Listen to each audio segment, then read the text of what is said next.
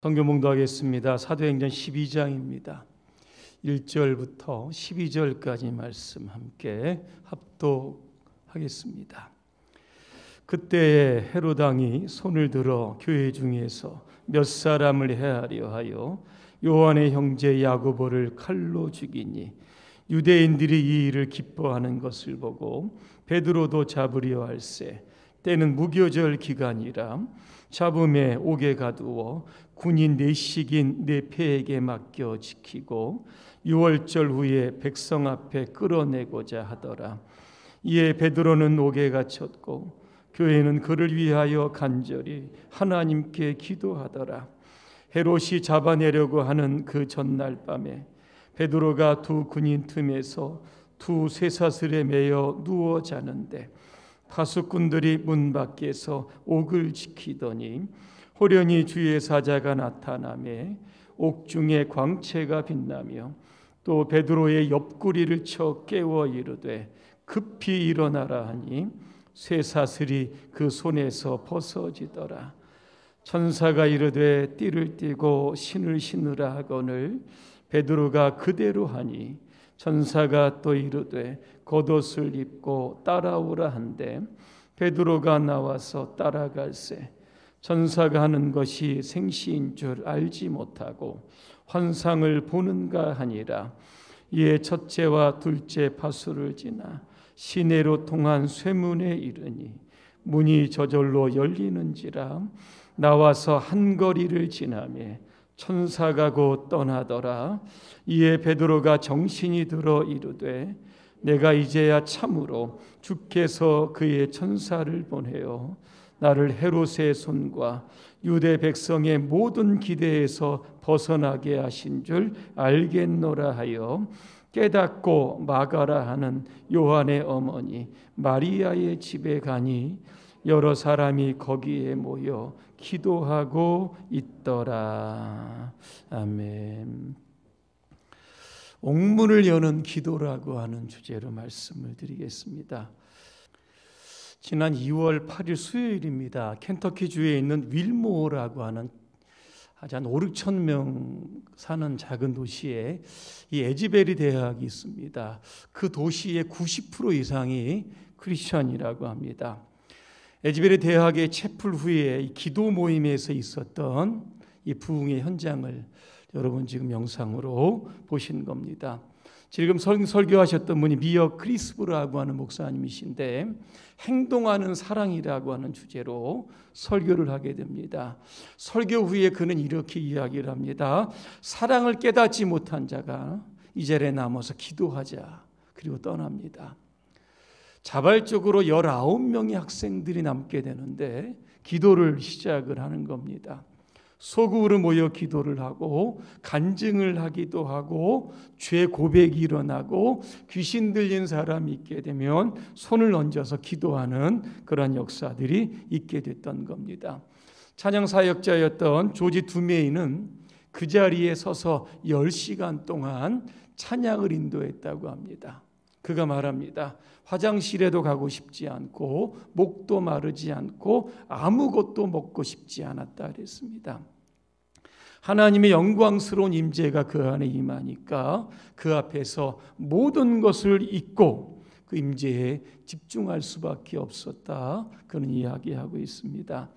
이러한 예배 현장들 내용들이 SNS를 통해서 세계 각지로 퍼지게 됩니다. 에즈베리 대학의 케빈 브라운 총장은 수업을 중단하고 학생들로 하여금 예배에 참여하게 되는 겁니다. 16일 동안 진행되었던 이 부흥의 역사는 마무리된 것 같았지만 그 부흥의 열기는 미국과 전 세계로 확산되게 되었던 겁니다. 뉴욕타임즈는 이런 기사를 냈습니다. 수십 년 만에 일어난 주요한 부흥이며 21세기에 들어 나타난 첫 번째 주요 부흥운동이었다. 이렇게 소개를 합니다. 2023년의 에즈베리의 부흥은 이 1970년에 있었던 에즈베리 부흥의 역사를 재현한 겁니다. 1970년도에는 당시에 빌브라이트 박사를 통해서 대학생을 중심으로 부흥운동이 일어나게 됩니다.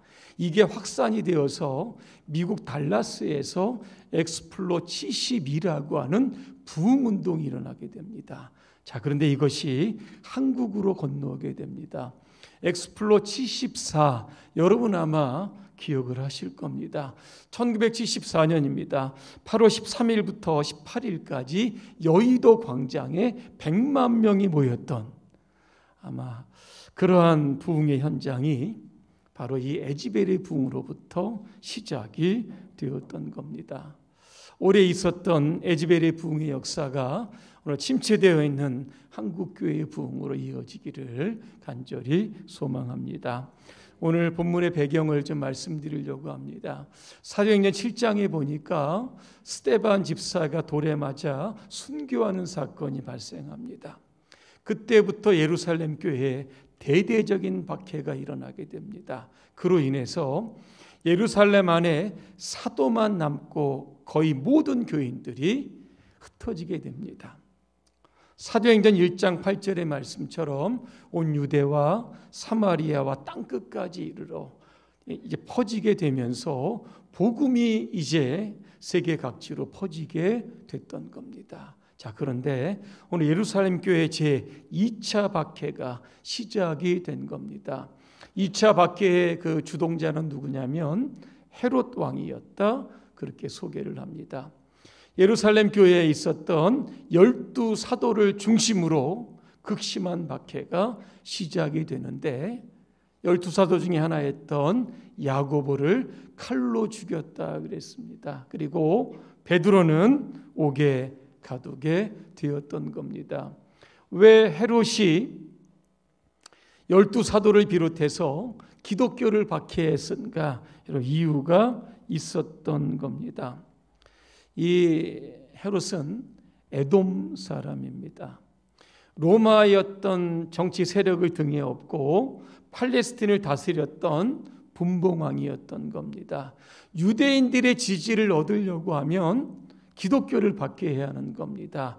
그래서 야고보를 죽였던 것이고 베드로를 옥에 가두었다라고 한 겁니다. 이제 유월절 축제가 끝나게 되면 역시 베드로도 야고보처럼 죽게 되어 있었던 겁니다. 베드로는 예전에 감옥에 있었는데 감옥에서 구출된 이력이 있습니다. 사도행전 5장에 보니까 이런 사건이 있습니다. 사도들이 복음을 전하는데 기사와 표적이 일어났다는 겁니다. 그로 인하여 수많은 사람들이 모여서 회심하는 일들이 일어나게 됩니다. 이것을 보고 사두개인들이 시기심이 극하게 발동하게 됩니다. 그로 인해서 모든 사도들을 옥에 가두었다 그랬습니다. 그때 사도행전 5장 19절에 보니까 주의 사자가 밤에 옥문을 열고 모든 사도들을 끌어내었던 그런 사건이 있었던 겁니다. 그래서 이번에는 베드로가 감옥 밖으로 나가지 못하기 위해서 16명의 군인들을 베드로에게 붙이게 되는 겁니다. 4명씩 4조로 붙여가지고 감옥 안에 있고 1초소 2초소 계속해서 베드로를 지키게 되었던 겁니다. 헤롯은 기독교를 정치적으로 지금 탄압하고 있는 겁니다. 교회가 와해될 어떤 풍전등화의 위기에 놓여 있었던 겁니다. 여러분, 이때 교회가 할 수 있는 것이 무엇이겠습니까? 여러분, 데모라도 해야 됩니까? 그런데 교회는 간절히 기도했다 그랬습니다. 여러분, 왠지 아십니까? 이것은 영적 전쟁이었기 때문에 그런 겁니다. 헤롯의 배후에는 사탄이 있었던 겁니다. 사탄이 헤롯을 조종을 해서 기독교를 잔멸하려고 했던 이 계획, 결국 기도를 통해서 이 계획을 무산시켰던 겁니다. 박효진 장로님 하면 여러분 잘 아실 겁니다. 하나님이 고치지 못할 사람은 없다. 이런 책을 쓰셨는데 예전에 서울 구치소에서 경비교도대 대제장을 지내셨던 분입니다. 이 책에 보면 사형수였던 이호성이라고 하는 사람이 나오는데 이 장로님이 이 사람과 신앙 상담을 하면서 왜 사람을 5명이나 죽였는지를 깨닫게 된 겁니다. 친아버지 어머니를 죽였습니다.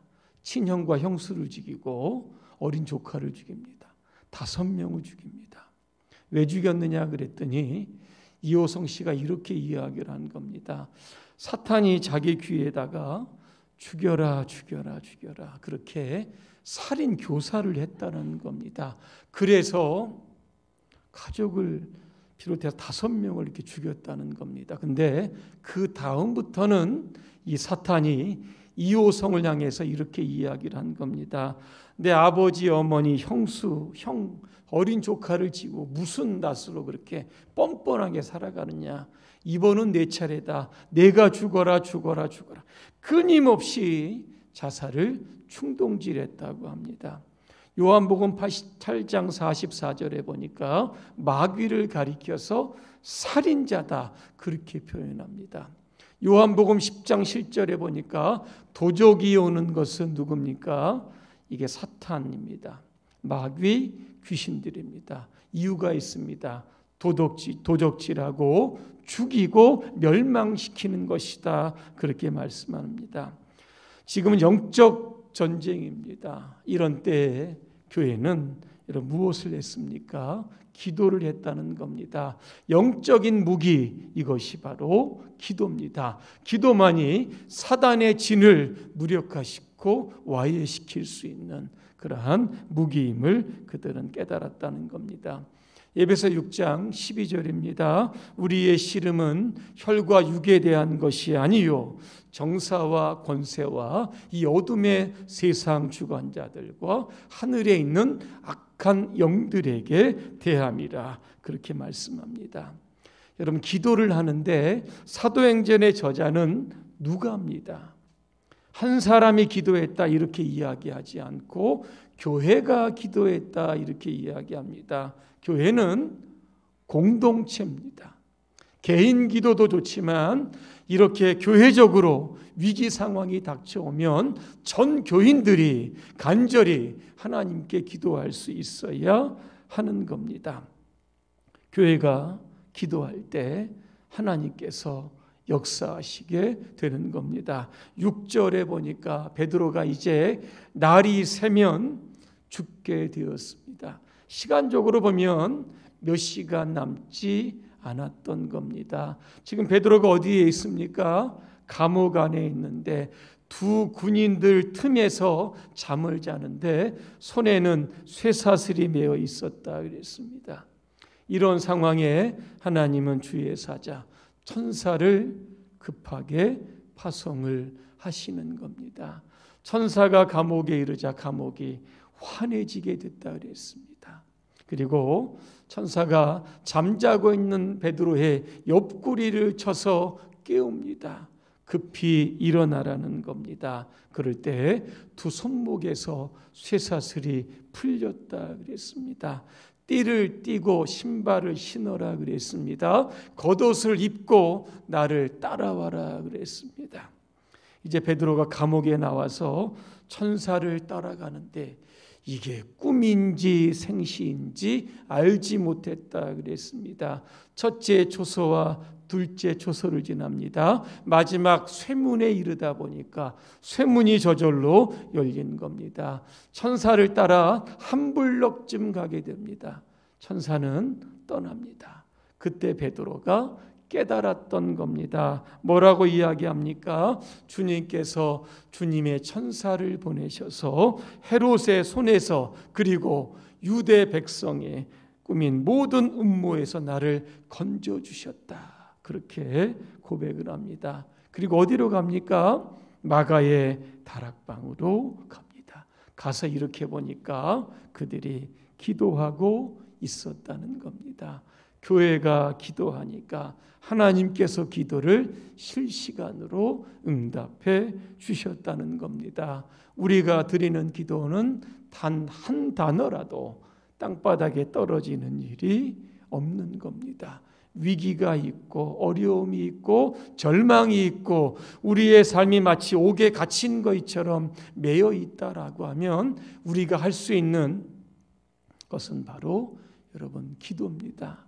교회가 왜 부흥이 안 될까 고민할 것이 아니라 오늘 우리를 메고 있는 것이 과연 어떤 것일까?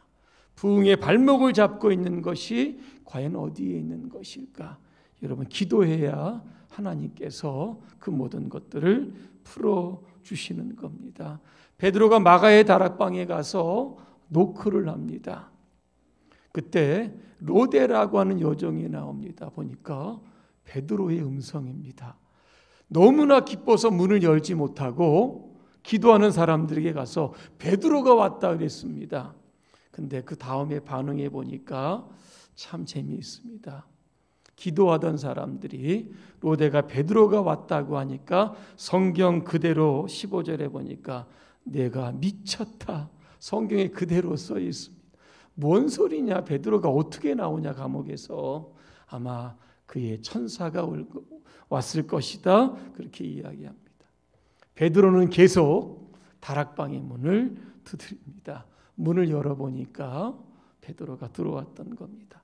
사람들이 많이 놀랬을 겁니다. 베드로가 자초지정을 이야기하고 그는 다른 곳으로 떠났다 그랬습니다. 한번 생각해 보았습니다. 믿음으로 기도하지 않았는데 그냥 기도만 했을 뿐인데 어떻게 하나님은 그들의 기도에 응답해 주셨을까라고 하는 겁니다. 저는 그 답을 이 로데라고 하는 이 어린아이에서 찾았던 겁니다. 그냥 사람들은 어려움이 있으니까 기도하자 기도했는데 이 로데라고 하는 어린아이는 베드로의 반드시 옥에서 구출해 주실 하나님을 믿고 기도했던 겁니다. 다른 사람들은 믿지 않았는데 로데는 기뻐했다 그랬습니다. 오늘 여러분의 기도가 오늘 로데의 기도가 되기를 간절히 소망합니다. 그냥 기도하자 이렇게 하지 말고 분명한 목적 응답해 주시는 하나님에 대한 굳센 그런 믿음으로 기도할 때 응답이 있고 기쁨이 있게 될 줄로 믿습니다. 요한복음 14장 14절에 보니까 내 이름으로 무엇이든지 기도하면 내가 행하리라 주님 분명하게 말씀하고 있습니다. 날이 셉니다. 군인들이 난리 났을 거 아니겠습니까? 헤롯이 군인들을 신문을 합니다. 베드로는 지금 없습니다. 결국 군인들이 여러분 다 죽게 됩니다. 그리고 헤롯은 가이사랴로 내려갔다 그랬습니다. 여러분 이후에 헤롯이 여러분 어떻게 됐는지 궁금하지 않으십니까? 궁금하시죠? 안 궁금하십니까? 나중에 헤롯은 어떻게 됐냐면 벌레에게 먹혀 죽었다. 성경 우리가 여러분 뒤에 읽어보면 그렇게 나와 있습니다. 요세푸스라고 하는 역사가는 이렇게 이야기합니다. 헤롯에게 갑작스럽게 복통이 일어나서 5일 만에 죽었다 그렇게 이야기하고 영국의 의사였던 쇼트라고 하는 사람은 그의 대장에 회충이 뭉쳐서 급성 장폐색을 일으켜서 죽은 것이다 그랬습니다. 헤롯은 권력의 그 전성기에 비참하게 죽었습니다. 그로 인해서 여러분 어떤 일이 일어난지 아십니까? 사도행전 12장 24절에 보니까 하나님의 말씀은 흥왕하여 더하더라 그랬습니다. 흥왕한 게 무엇일까? 제가 다른 성경에 보니까 이렇게 번역되어 있습니다. 하나님의 말씀은 점점 더 널리 더 퍼지고 새신자가 많이 늘었다 그랬습니다. 헤롯이 정치적으로 기독교를 탄압했습니다. 야고보를 죽이고 베드로를 옥에 가두었지만 하나님 그 부흥의 역사, 살아계심의 역사는 죽지 않았습니다. 옥에 매어 있지 않았습니다. 오히려 흥왕해져 갔다라고 하는 겁니다. 결론입니다. 어떤 분은 이런 이야기를 했습니다. 배는 돛이 무거워도 그것으로 인해서 항해를 합니다. 기차는 화통이 무거워도 그것 때문에 질주합니다. 비행기는 날개가 무거워도 그것으로 인하여 날아갑니다. 성도들은 기도가 조금 힘들고 어려워도 그것으로 인해서 하나님의 기적을 경험할 수 있습니다. 우리 교회가 이제 100주년이 오래되었습니다. 이제는 우리가 부흥해야 됩니다. 다음 세대가 오늘 에즈베레 대학의 그 청년들처럼 일어나야 하는 겁니다. 그 부흥의 비결이 무엇일까 찾아보면 바로 기도입니다. 여러분 간절히 기도해서 우리 교회에 부어주시는 하나님의 부흥의 역사를 목격하시기를 주님의 이름으로 축원합니다. 기도하겠습니다.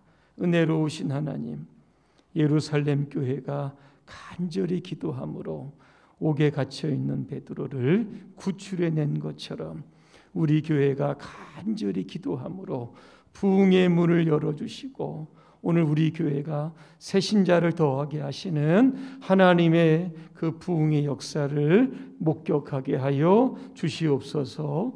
예수님의 이름으로 기도합니다. 아멘.